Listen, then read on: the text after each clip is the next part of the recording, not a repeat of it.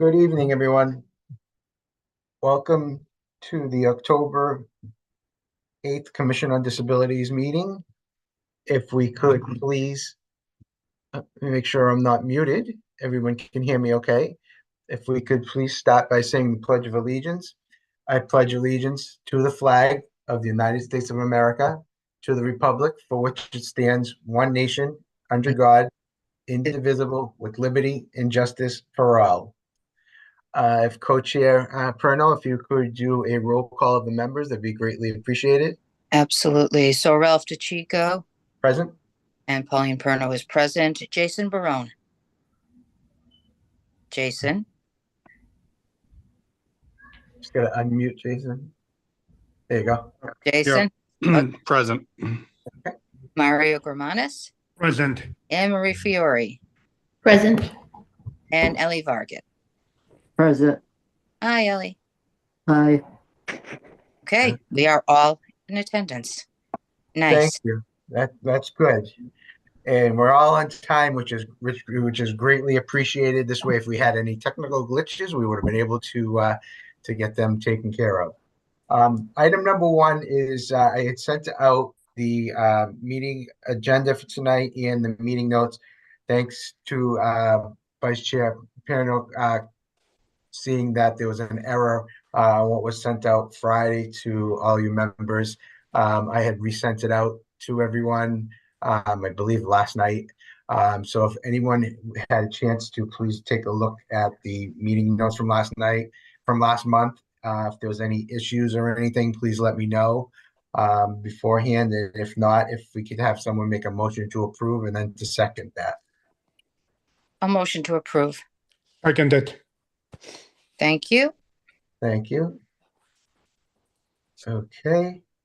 Then we will just, I have item number two, we're going to come back to. We're going to go right to item number three.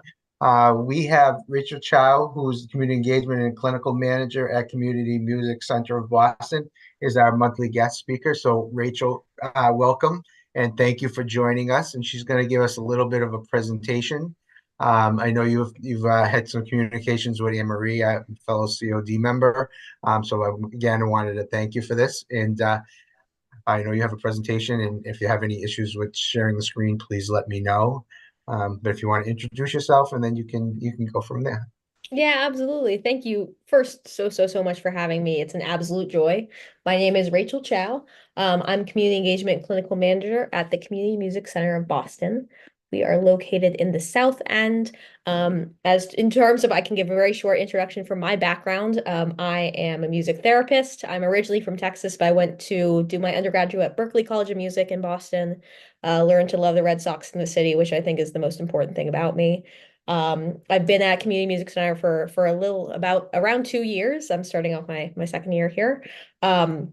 But my background's in music therapy. I was a music therapist for a long time in Texas. I worked with individuals in private sessions as well as groups. I worked in mental health, working with active duty military members around substance use or mental health.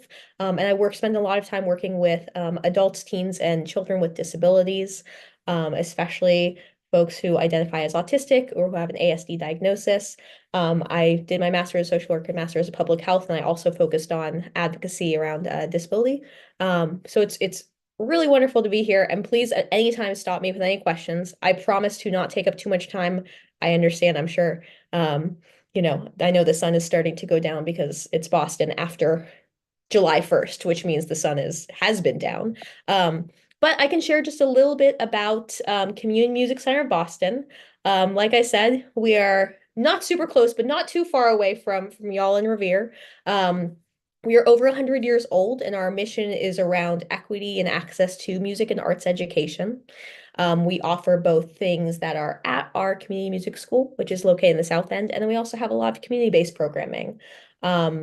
We generally serve on an average about 2,000 students, and that includes all the way up from the itty bitties all the way to adult learners, folks in geriatric or advanced age facilities. And we are one of the largest outside providers of Boston Public Schools arts programming. I also will apologize. I have a toddler. Bedtime is starting. If you hear yelling, everything's fine. She's crazy in a wonderful way. We offer programming for a lot of different things. We have a lot of different kind of programs happening. We offer a youth employment program where high schoolers up to college age folks can get trained on different skills. We offer different lessons and group education. We offer music therapy, music production, songwriting, and we also have we're very lucky to have a very significant financial aid program.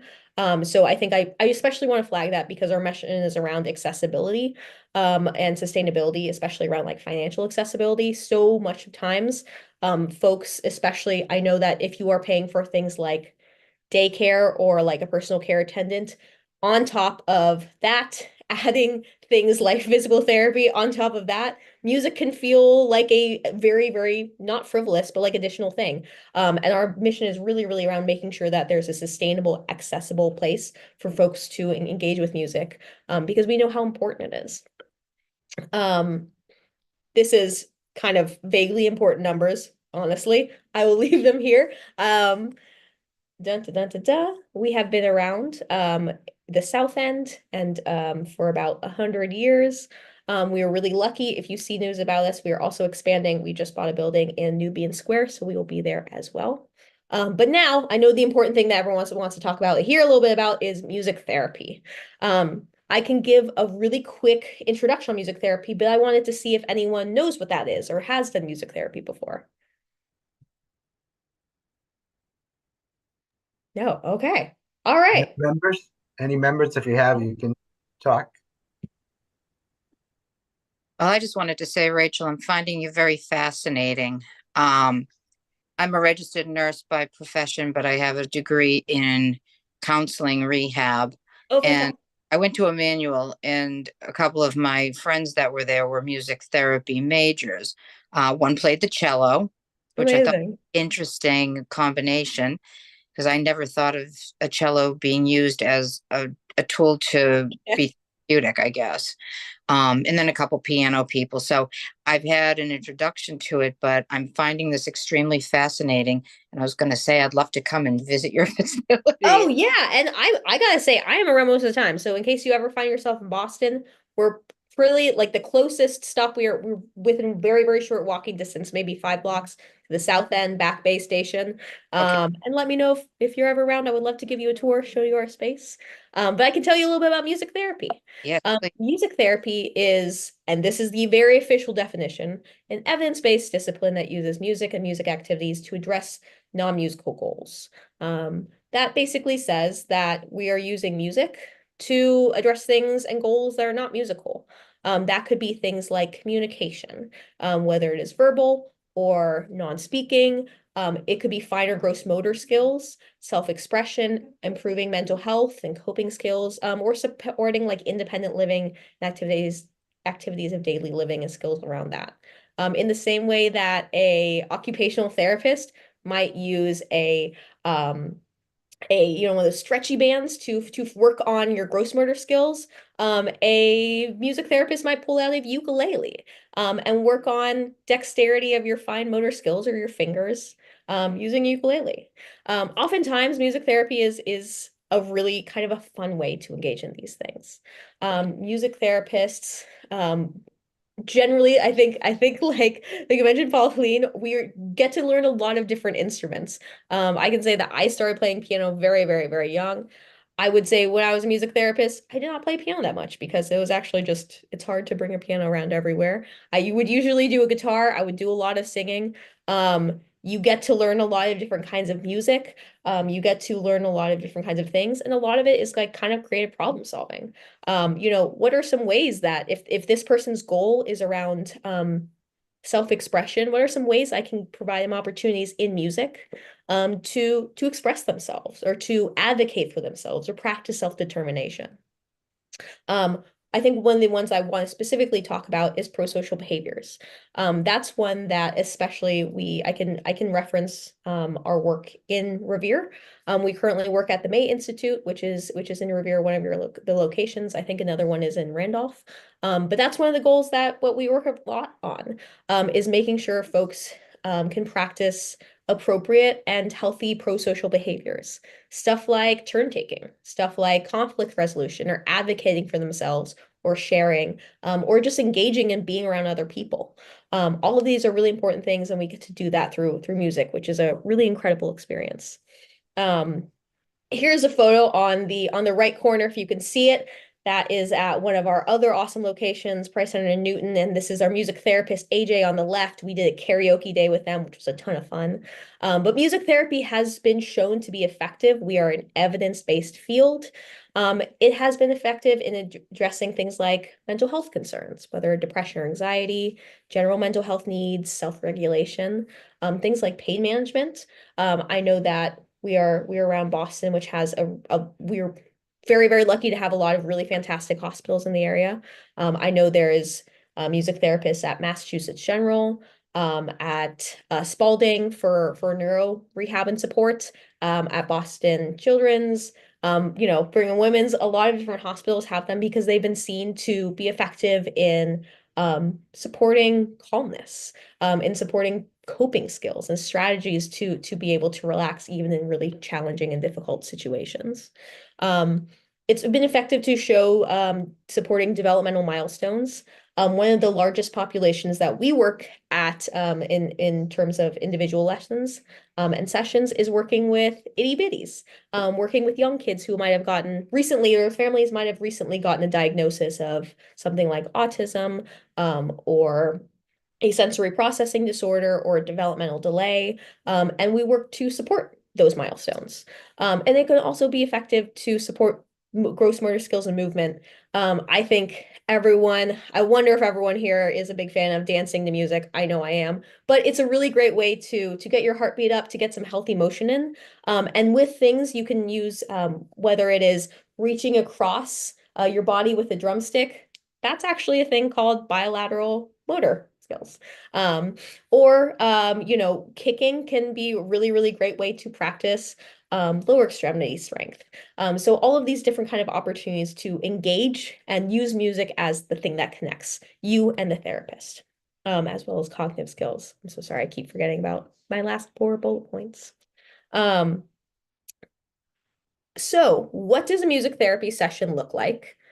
Great question, because I think a lot of people kind of go like, I'm going to walk into a room and a music therapist is going to say like, listen to this song and tell me how you feel about that. And that could be it. That could be it.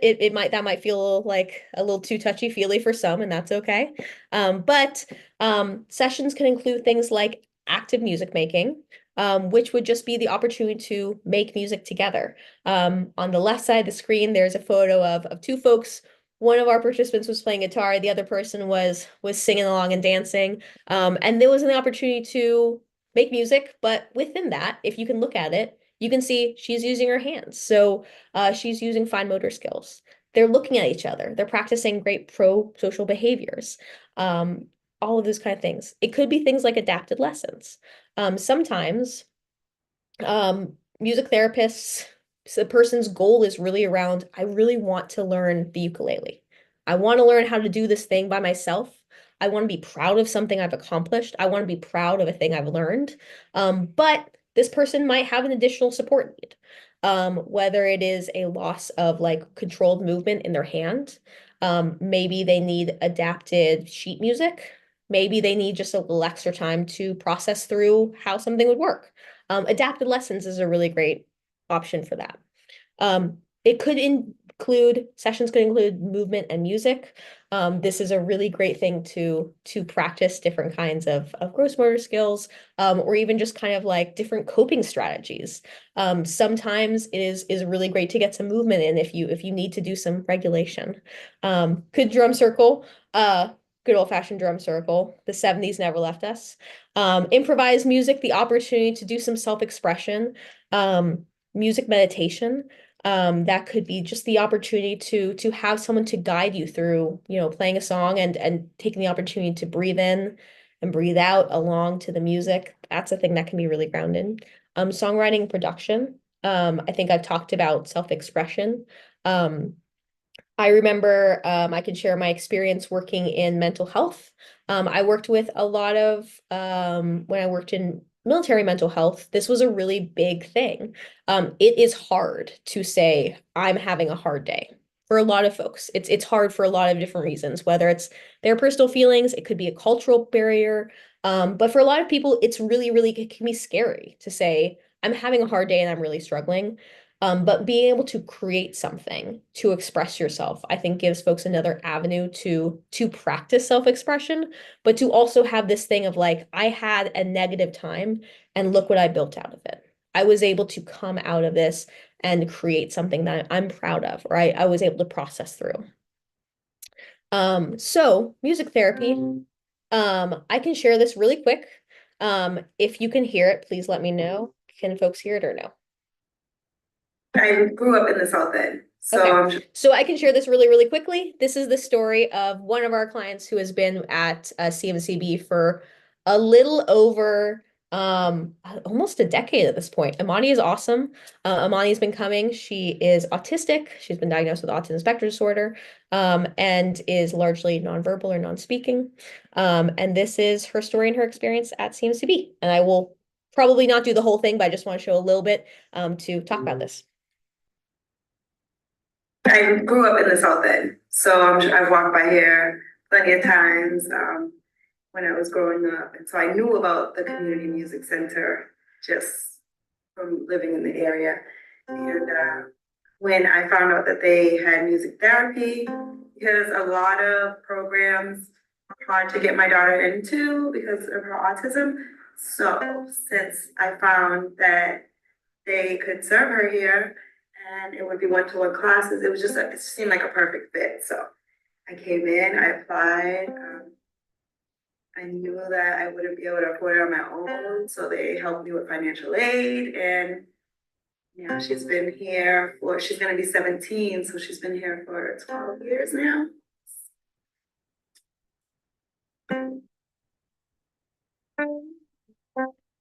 During that time, Amani has grown as a person and as a musician. Amani uses music as a way to communicate, a way to express her feelings, a way to express her thoughts, and a way to interact with her music therapist. I feel there's unspoken conversation that, oh, you like that? Oh, that's cool. Oh, you can do that too. I can. So there's that kind of unspoken conversation there.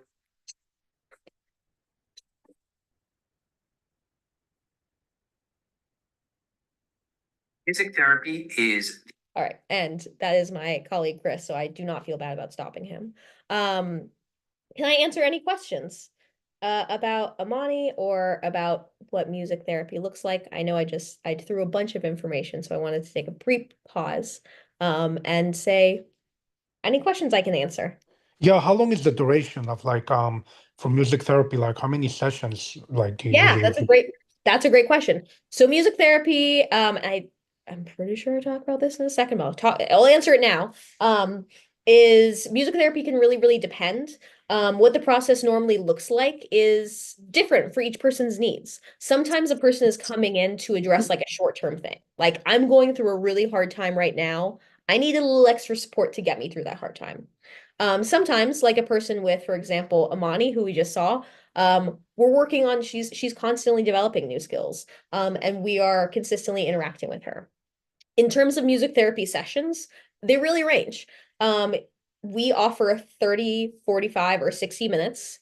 30 minutes is generally a great amount of time for folks who have a harder time sitting still, especially for our itty bitties. We have a bunch of like 3 or 4 year olds, and the parents are like, she can do an hour. She can't do an hour. She is very, very wiggly. That's okay. We'll build up to an hour. But we like generally try to do it need by need. So I think the largely unsatisfying answer is it depends, but it does depend. That's a great question. Any other questions? I wish I had this when I was younger. First time heard of something like this. Besides using meditation of or other instruments to for behavioral skills. So this is really impressive, and I will definitely show up to one of your centers because I Yeah. am interested in this type No, of of services. So thank you for everything. course. No, thank you. And I know that this is a thing I will often talk to people and they'll say, like, I wish I had this when I was younger. And I think the thing I also really like about this is like when we talk about music, I hear a lot of people go, "Oh, I'm not a musician." Well, you don't have to be a musician, or you don't have to be a self-proclaimed musician to have a really meaningful experience in music. And that's what I really love about music therapy. Um, Rachel, one question I have that you yeah, may be covering it later on, um, deals with your facility itself. How yeah, I know you said where it's located. How accessible is it that's a to? great question. Yes. So I would say in terms of bus line, we are close to the 9 and 10. We're also close to the 43 is I can't remember the other one. We have in one of our entrances, it is a walk down of I believe 7 stairs. But we have two entrances, and one is on the other side is on Tremont, which is even closer to a bus line, and there is an elevator accessible there. Additionally, we encourage all families, if there is a specific need that a person has, to access our building, whether it is a social story for folks who need time and preparation to get into the space and feel comfortable in the space, or if it is a safety need, or a just accessibility need of, hey, can we have an extra person around just to help transfer, just to help get in? We really try to listen to that. Everyone's needs are different. We try to respect that. I think the hardest thing about where we are located is it's the south end, so parking is super fun and very, very annoying to find. I always recommend public transportation for folks who feel comfortable with it. For folks who don't, I'm more than happy to our Tremont Street entrance. We are between Warren and Tremont Street. And the Tremont Street entrance has a very, very large elevator that is accessible. I think we have fit up to 2 or 3 wheelchairs in there at one time. Um, but yeah, great question. Thank you. Yeah, absolutely. I can share a little bit more about music therapists. I would say we are pretty similar to actually social workers, in the fact that you do an educational pathway, then you do this full-time internship, that equals about 6 to 9 months where you're working full-time. Then you become board certified and licensed. This is really important. There is like a whole reason why it's important, but it largely is because we're required to maintain ethical practices. We're required to do continuing education credits. We're required to keep that certification up, to make sure that we are consistently supporting folks. So at CMCB, music therapy, I think I mentioned, we offer it both internally in terms of individual sessions, and then we also have external work, group sessions. We currently are based in a lot of different places around Boston. We have a lot of different community centers. We range everywhere from Revere down to Roslindale, over to Newton. We really do try to serve the greater Boston area for groups. We try to be very person-centered. I give the answer, it depends a lot, which is, again, I know very unsatisfying, but we really do try to tailor every experience and adapt to the person's goals. We try to talk a lot, especially if we have a young adult or someone who's coming with their parents. We try to make sure that we're not just talking to the parents about like, well, what do you think is important for them to do? We really want to hear from the person. What goals do you want to work towards? What's important to you? We try to be as person-centered and as connected and aligned in their goals as possible. We offer adaptive music lessons as well. We have a music therapy team. We're very, very lucky in the fact that there's several of us. We can collaborate, we can talk. We have the opportunity to learn and build and grow with each other. And then we have the intake process. And the thing I try to make super clear is that the first session that you ever do at music therapy is free, because that's our opportunity to get to know you and your opportunity to get to know us. There are a lot of times where it has absolutely happened where a kiddo has come in, and I know I'm saying kiddos a lot just because that's where a lot of our clients are right now. We've done a bunch of assessments for between like 5 to 10. So I have let it go stuck in my head consistently. But the intake process, it's the first session is always free. Because that's the opportunity for us to know what the baseline is. That's an opportunity for the client to get to see our space, for the client to get to meet the therapist, to learn a little bit more about us, and kind of start the process. And lastly, and the thing I really want to make sure I will say it a million times, we have a financial aid program. Please ask us a million questions about that. That is our job. Our mission is around accessing music. And if you cannot access it sustainably, then we have not done our job. So we are very lucky to have a financial aid program that can cover anywhere up from like 5 or 10% up to like 90% of a session, which means that the weekly costs could go down to like $5 or $10 a week. We do not accept insurance, but we often deal, part of my job is to deal with case managers. They love me. No, they don't. They think I'm fine. But I always talk to case managers. I'm always more than happy to help problem solve when it comes to funding. And I always encourage, like, if you have a question, reach out to us, because I know that everyone's life is different and so situational and based in context. So let us know your needs. And that way we can figure out how we can problem solve together. And I think those are all the things. I don't want to take up too much of your time because I know I'm already over time. No worries, no worries. What questions can I answer? Oh, I have one specific question. When you mentioned that you do external group sessions, Yes.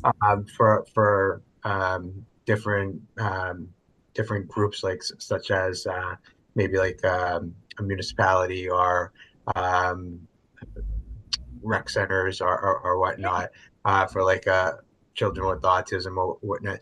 Do you have any specifications that you need for an external group session? Is there, uh, you know, do you Yeah. have to have so many people, No, or I think there- that's a great question. Again, I think anyone who I love having conversations with any program manager, because at the very, very least, a thing we offer for programs is we offer also like workshops or consultations. Things that we've done before is, for example, like working with organizations who serve adult disabilities or teens with disabilities, and like supporting them and their families, like almost doing a kind of workshop on like, here's a couple ways you can use music to support your day or like support your mood. Um, in terms of group size, I think it, again, very unsatisfying answer. It depends. But we really do have groups that kind of range everywhere. I think it is easier to definitely, if we kind of know the logistics or the logistical needs of the program, then we're able to kind of make a better judgment on like, okay, how could we staff this? How can we make programming things? I would say most of our programming is weekly or bi-weekly. Um, is that is that a helpful answer? I want to make yeah, sure. the reason why I'm asking, and of course I'll bring this back to the commission members. This is something that I would like to bring on as a program that we could sponsor through the Commission on Disabilities, for children that are on the spectrum, or for young adults that are on the spectrum, here in Revere.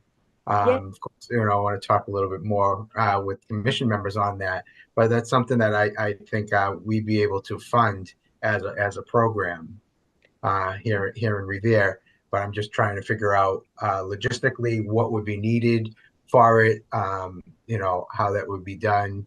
Of course, we would have to set up some type of a partnership, and so that we'd be able to do that. And that's something that we talk offline. Yeah, Um, absolutely. And more than happy to set up. Please feel free to. I know that Ralph has my information, and the slides. yeah. Please, I'm gonna pass this on to Anne Marie. That's gonna be spearheading it for me.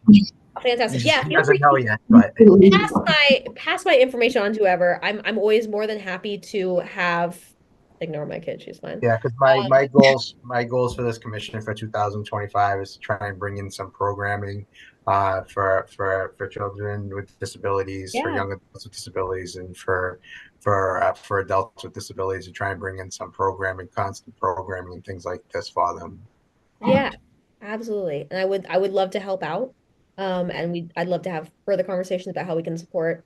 We are really all over, so happy to have always happy to come up. Yeah, because you mentioned you go to the May Yes, set. yes, Yeah, yes, that's yes. right here on Broadway. I know where that's Yeah, located. yeah, yeah, Yeah, yeah. I think I'm not positive, but is it called the May Institute? Yes, I know yes. they've changed it a couple of times, but I believe it's called the May Institute on Yes, Broadway. yeah, we are Yeah, there. We are at other locations. We are with Bay Cove Human Services, Goodwill. We are with the Price Center in Newton, Rogerson, Senior Services and Communities. We're a little bit all over. If you have a group, we will make music. yeah. Maybe should be our motto. We are absolutely around. Any other? I'm going to open it up to any other members for any questions. Yeah. Thank you, Rachel. It's so nice to finally meet you. I was really impressed with just a short phone call we had, but even more so now. Thank you for the work you're doing and Oh my gosh. really showing through how much you love what you do. And the program is just amazing. So thank you again for joining us, especially with a toddler at bedtime. That's that's appreciated. She's always wild, so this is par for the course. No, No absolutely. worries. I have two. Yeah, I have two. I know how it goes. I think you answered most of the questions. One of the big questions I had was insurance based, but you answered that. But it's great to hear that financial aid is available and accessible. Yes. Um, I think when we spoke over the conversation, you mentioned that you're in a lot of different schools in Boston. Is that correct? Yes, we are. We are currently in I'm counting up in my head over I think probably a dozen this year. Both private Boston Public Schools and collegiate, both collegiate for Boston Public Schools as well as like their own collegiate network. Um, but yes, we are in a bunch of different schools for all ages, going from early intervention, so like K0 all the way up to high school. That's great. Maybe we could kind of pass your information along to CPAC from Revere. And I don't know if it's something they would ever be interested in, but it's good to have as a resource for sure. Yeah, absolutely. We are really, really happy to. We always Perfect. love, Yeah, so that's much of my our thought. our work is thrives when we're able to be connected. Like I'm sure you guys have the same feeling of, sometimes you'll talk to someone and then they'll say, "Oh, I know about this resource that would be great," and you're like, "Oh my gosh, that solved for a problem that I was gonna try to fix by myself." So please feel free to connect me to whoever. I'm more than happy to be connected to anyone and everyone. Yeah, absolutely. Thanks again, Rachel. Yeah, of course. Any other questions I can answer? Do you ever do like professional development and services for teachers? Yes. I worked in a small learning group, K2, for a number of years, and we did a lot with music and interaction and movement therapy. But we did it all on our own. I had worked with kids in schools. I was a school nurse for 10 years prior. Um, but do you ever go in and do like a professional development for the school system so that the teachers can get kind of a sense of, gee, if the kids are having a really tough Mm. time, whatever, maybe integrating some movement, some music, whatever, to help them to Yeah. the We next. absolutely have. We've done that for both professionals and for also just like parent groups, Yeah, who are interested in just having some new ideas instead of listening to, I'm sure a lot of parents are like, "Oh my gosh, I've been listening to the same five songs. I'm gonna lose my mind." right, And even if you're listening to the same five songs, here's some different things you can do with them. Here's some new ideas you can try, or right. some new things you can all that kind of good stuff. Um, I, but I think that that would be a really neat way to kind of introduce you and transition your programs into, if you get the teachers on board and you get the parents on board, then, the kids are sure to follow, I hope. yeah. My kids are way out of elementary and high school, so that's great news for me. Yeah. But I will tell you that, um, just knowing that we have had, a good amount of success in the past with, if the kids are having a really rough day, just put on something with the Yeah. the auditory and let them get up and move, and it seems to just kind of reground them. So I was just thinking that maybe it might be a good way to get that information to the teachers, to the schools, and then also to the parents through CPAC. So I think we've got a couple of channels that we could work with. So, but that was excellent, excellent presentation. I really Oh, thank you. That's very kind. Um, well, thank you all so much for your time.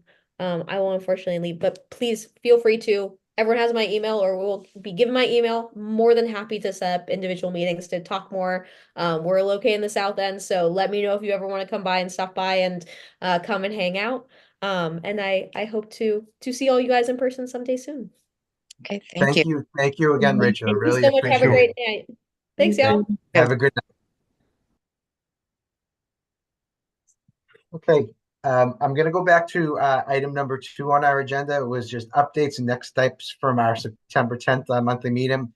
We just had one thing on there, was just any updates from Pauline and Marie regarding the calendar for future monthly guest speakers. I know, Pauline, you had some feelers out there I'm for still some. waiting on 2 callbacks, so that's Okay. where I'm now wondering if we should maybe span off on music therapy and get an art therapist in here. If we know of, Thoughts? yeah.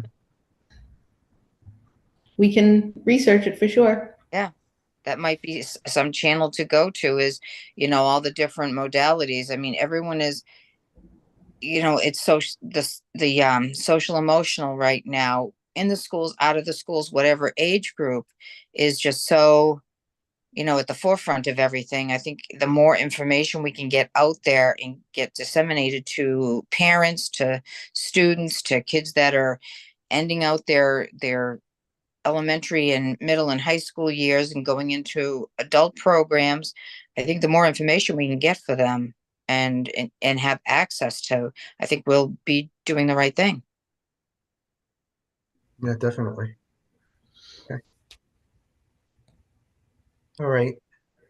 All right, so I'll wait to hear from both of you for next month. Um, and moving forward, because I know you did say you had a couple out there that you were waiting to hear from. I know that we could probably get the universal access group, so maybe we may want to reach out to that one first for the November meeting, because they're going to be coming out. They usually will be coming out with their winter program for December. So it may be good if we can get them here to come and speak at our November meeting, um, which may work. And it was Rachel from the Universal Access Group. I'll give her a buzz tomorrow. All right, thank you. Um, so we did item 3 was the guest speaker. Item 4 was the Coda Commission of Disabilities Alliance monthly meeting on Wednesday, October 2nd. Unfortunately, I had a schedule conflict, so I wasn't able to attend that live, but I did know in advance some of the things on the agenda, and I did get the notes. There was a couple of announcements from the Disability Policy Consortium, who does organize our monthly CODA meeting. The first thing that they had is they made an announcement that on September 25th, that the Disability Policy Consortium was in attendance when Governor Healy signed the Act to Improve Quality and Oversight in Long-Term Care. So that was finally signed by Governor Healy, and it included the sorely needed estate recovery reform in it. So that's what we've been discussing. That was a bill that was in there in the legislature. So that Reform Act has been signed, and it does include that the estate recovery reform in it. Also, the 2, 3, 4, 5. I can hear you. You wanted to talk on it? Oh, okay. Also, the Disability Policy Consortium, their board of directors selected their new their new um, the new executive director. It's going to be Harry Wiseman, because their former director, Colin Killick, is moving to Washington, D.C.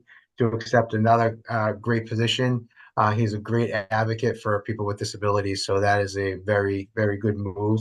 And they announced that who heads the monthly CODA meetings, is going to continue on doing that, but also is going to now be the advocacy director for CODA, which is also a great announcement. And lastly, they made an announcement that they are going to be having their annual John Winsky Memorial Awards on Tuesday, October 15th. If anybody wants any more information on that, you could just visit the DPC website. Again, DPC stands for the Disability Policy Consortium.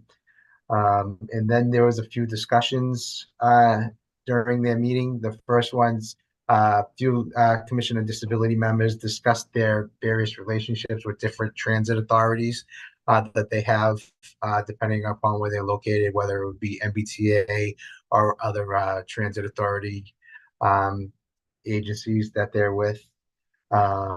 They also, a couple of other commission members mentioned and had discussions regarding the ride, and not only the ride, about the Flex program. And hopefully they'll get more details on that, but they just had some discussions that it's a great service for folks. I guess they've been making some improvements on it. I'll defer to Jason on that because he knows more about if they've been doing good improvements or not. I'm sure he's very honest and forthcoming about that.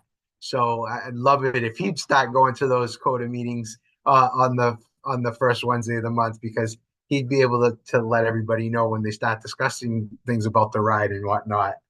But that's what I have on that. So there was discussions on it. So Jason, if you have any information about the Flex and the ride, if it's gotten any better, if they're making improvements little by little, or if it's stagnant or going in the wrong direction.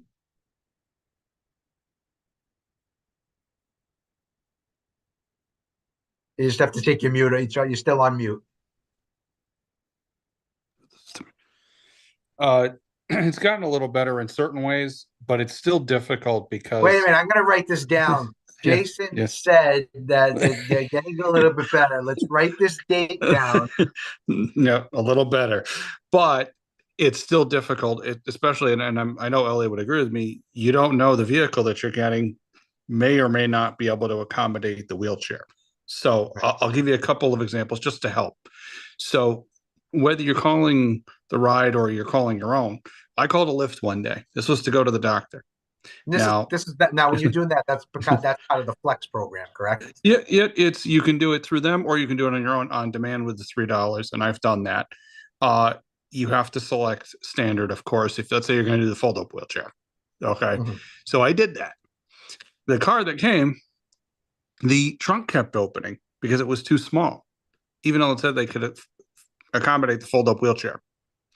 So that's a bit of an issue, but that's definitely on a Lyft thing, and I think that's something that the ride needs to reach out separately, and I just mean as a whole, because that's an accessibility issue, because that can happen to an Uber as well, because the vehicles can be very small when you pick standard. Now, if you pick the wheelchair version, which I've done, it's great if they have a driver available. Now, the problem may be you could sit there and say, you'll see your driver details in 1 to 6 to 7 minutes. And it can keep going. And at the end, timeout, and you have no driver. And this actually did happen to me. I went with my power chair. I was at the mall with Julia and my friend showed up, and we were at the mall stuck because I couldn't get home. Literally couldn't get home. I had to call my other place. They had a van accessible to come pick me up. I waited for an hour because there was no driver to pick me up. So that's where you get caught. So you got to be careful. And it's the same on the ride. If you're not getting the van, you may get stuck. It depends on what they send you. So there are improvements, but there are still areas, and that's not just the ride, that's across the board, because you could get a small little car. That has happened to people where even though you specify what you need. Yeah, exactly. You can specify all you want, But if somebody doesn't pay attention and someone in the dispatch center isn't paying attention, it gets Yeah. missed. The last meeting that I went to, they were trying to change it that instead of going to a dispatch center, it was going to be real-time communication. So it sounds like they haven't corrected that yet. Yeah, I mean, there's always a dispatch center watching it. The problem is whether someone is looking at the details in it or not. Yeah. Because you could get somebody, unless you get a manager that knows what they're doing, and I've seen some that really know what they're doing.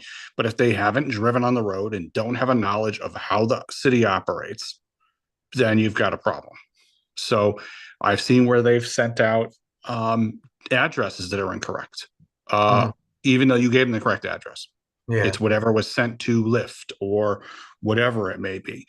And because somebody in California on the Lyft side, that because it's through a or Uber, it's through a some like a concierge, type. And so if they're not catching it, you know what I'm saying? They're only going by GPSs. Right. But the problem with that is, your GPS could tell you to go into the Charles River. I think that's a bad idea, but it has relying happened on the software instead of human. Exactly. Just like people miss, I know people think the HOV lanes are useless, but I personally find them helpful in most cases. You don't think about that 15, 20, 30 minutes, that can make a huge difference,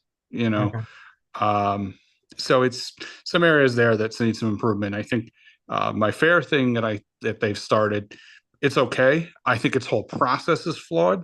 I tried to apply for it. Now I'm trying to get the information they want. They don't accept the card from MassHealth, so you have to get specific letter, and it's a project to do. That's the new system that they're going to be using. It's part of it, it's where you can get a discount on that part. They just rolled that out like 3 weeks ago. Yeah, every time they roll something out, it's kind of like they didn't test it enough before they rolled it out. Well, exactly. I mean, there were things that happened where we're staying now. They just started this process for the dining room. They wanted to take all the rollators, walkers, and wheelchairs, including my power chair, mind you. Now that thing's huge, Ralph, as you can see here. So big thing. Wanted to take that out of the dining room and have someone bring it to me to get in it, but flawed in its plan of where that's all going to go. And they're not thinking about the emergencies if something hits. So just to show a small example, a small place people come up with these plans, but they're flawed because it's not somebody disabled sitting on it. So they have no idea what they're really looking at. I'm not trying to say that everybody that is quote, and I'm going to say is quote normal, that's got the sight, but maybe they don't have a disability on the other end of it. If you don't have someone with it, you wouldn't understand that part of it, even if it's medical related. Someone with diabetes is going to understand more than somebody that doesn't have that. So it's just, I don't know. Nothing's completely bad.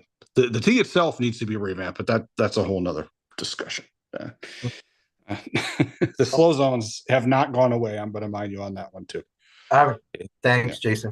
The last item that was discussed at the CODA meeting is it was brought up that the MBTA is hiring quote unquote what's called secret shoppers.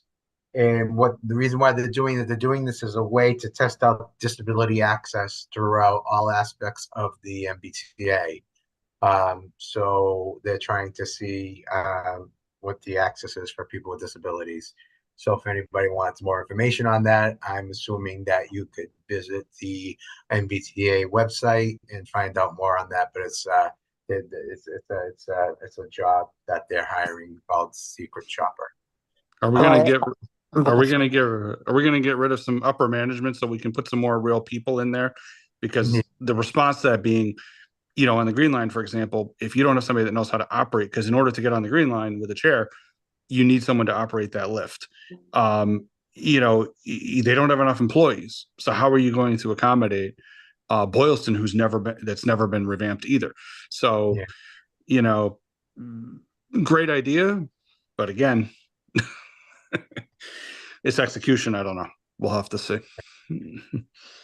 Al, did you want to say something? Yeah. No, it's all good. I was just Googling it, and I don't see anything on the MBTA website. Really? Hmm. Big surprise. I see our tag talking about some internal access monitoring program. Well, But I they don't have see it. any Yeah, job. our tag talked about um, having that, but now I guess the MBTA is hiring secret shoppers to test out disability access. Unless they mention it and they still didn't put it on their website. Nope.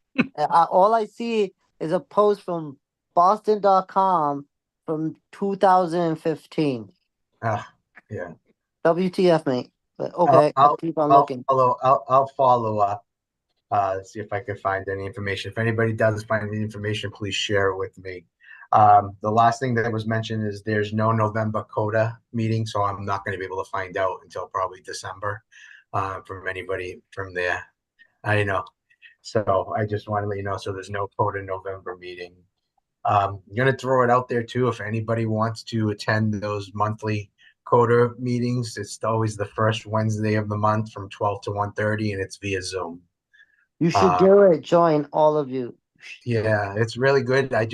I've had some scheduling conflicts the past 2 months that I haven't been able to attend it live, and unfortunately, they don't record them because a few people from different commission and disabilities don't want to be recorded.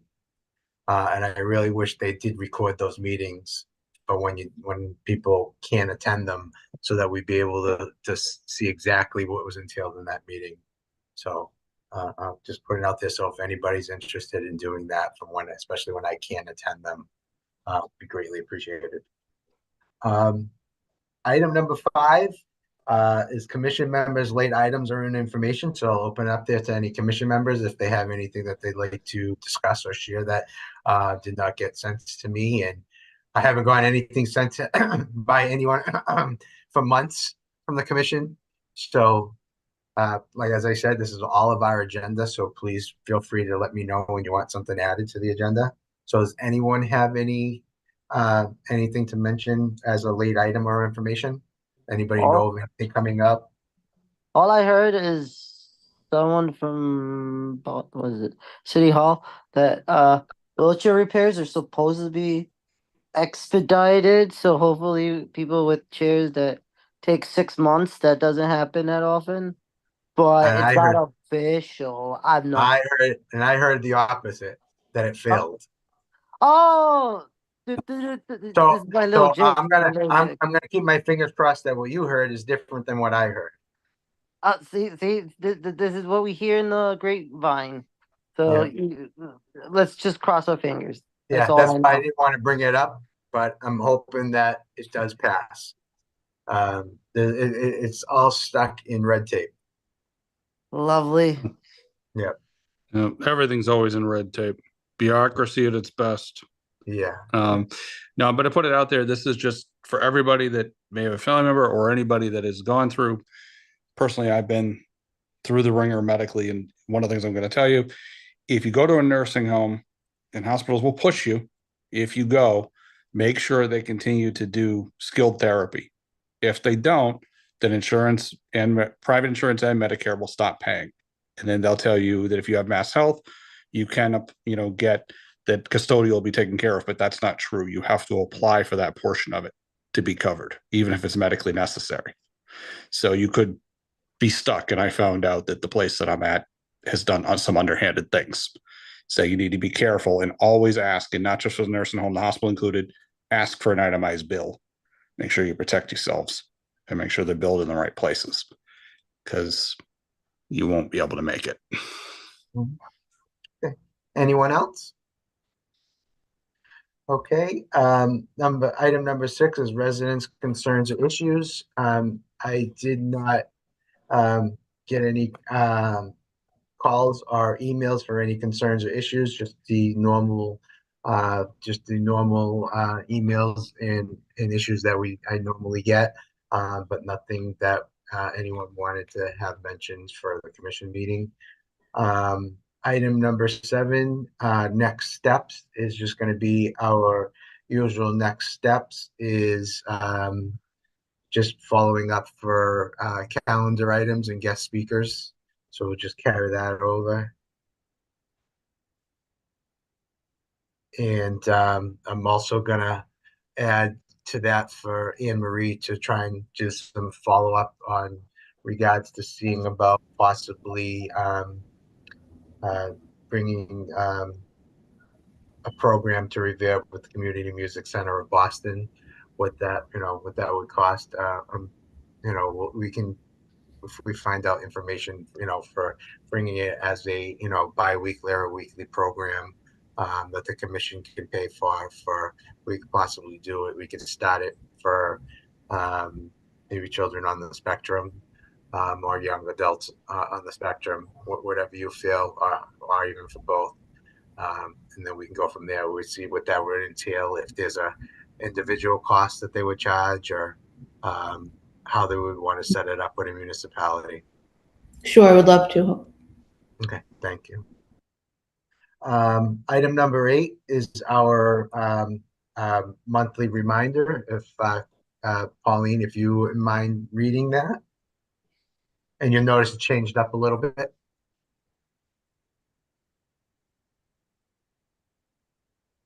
You're all You're on- muted. you're You're on on- mute. She was practicing. She was practicing. Me. I was. It's because I'm drinking water. I'm as dry as a bone over here. Any whoosies. Reminder, the Commission on Disabilities office number is 781-286-8267. Residents can also call Revere 311 directly and speak to their staff Monday through Friday. They will answer most questions, but if they cannot, or if you want to talk to our department directly, ask to be transferred to the Disability office. Please leave a detailed message and someone will get back to you soon.